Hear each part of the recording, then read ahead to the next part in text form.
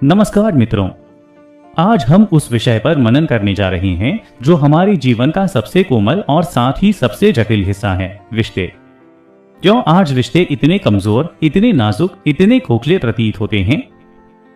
क्यों हम उस आत्मीयता, उस निर्मलता को खोते जा रहे हैं जो कभी परिवारों और समाज की रीढ़ हुआ करती थी?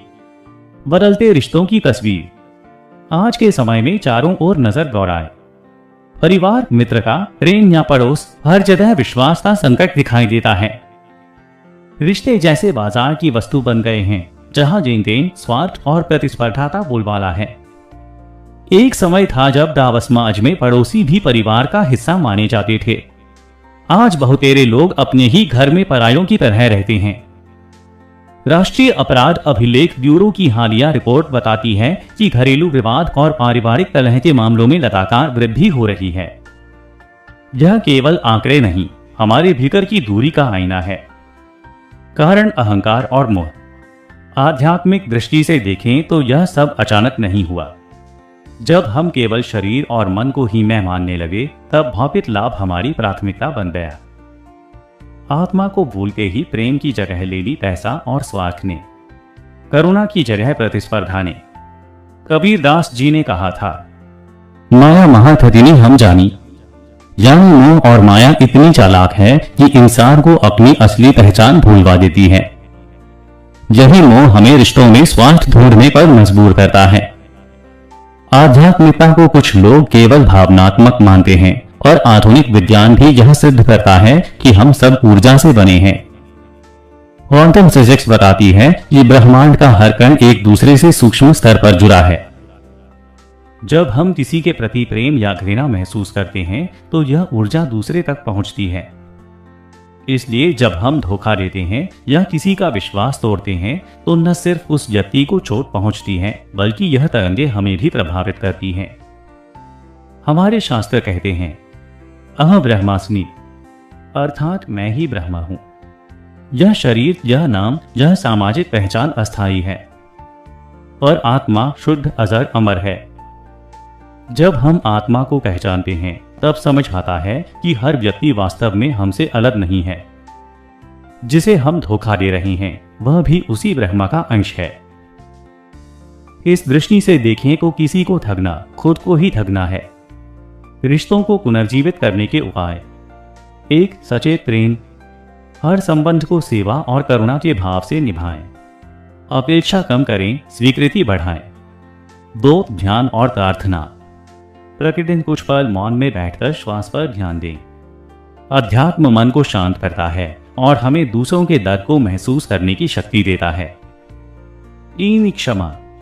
क्षमा सबसे बड़ा तप है। जिसने धोखा दिया उसे क्षमा करें। यह उसकी नहीं, हमारी आत्मा की मुक्ति का साधन है। चार, कृतज्ञता। जो रिश्ते सच्चे हैं उन्हें संजोए। हर दिन मन ही मन धन्यवाद दें। पांच, संवाद। रिश्तों की सबसे बड़ी समस्या है संवाद का अभाव।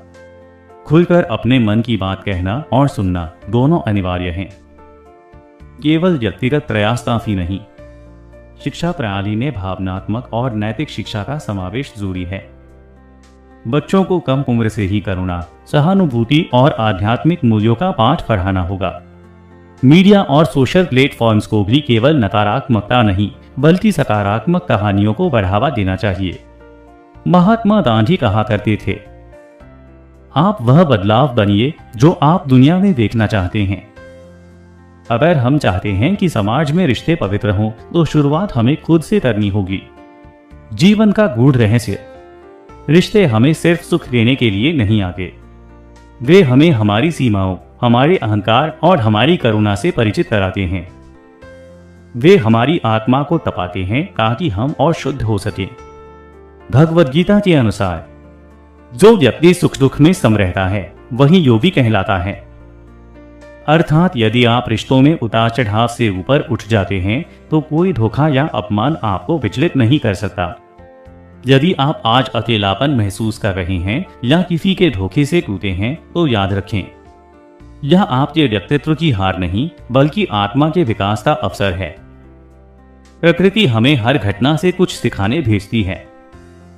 आज से ही संकल्प लें किसी को भी केवल लाभ के तराजू में न तोलें।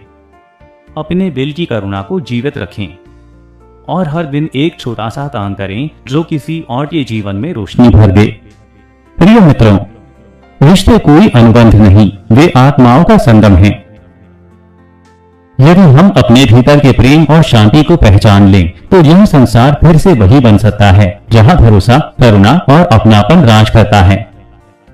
आइए आज संकल्प लें कि हम अपने जीवन को ऐसे जिएंगे कि हर रिश्ता ईश्वर का उपहार लगे।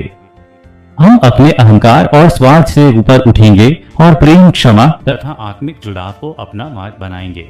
मित्रों, अगर आप लोगों को मेरी यह वीडियो पसंद आई तो मेरे इस चैनल को सब्सक्राइब कर बेल बटन को जरूर दबा दें ताकि आगे जब भी मैं कोई वीडियो अपलोड करूं तो आपको इसकी सूचना मिल जाए। मित्रों, आपका यह छोटा सा काम हम जैसे आध्यात्मिक लोगों को बहुत बड़ा सहयोग प्रदान करता है। मेरे वीडियो को लाइक और शेयर अपने मित्रों और परिजनों में अवश्य करें।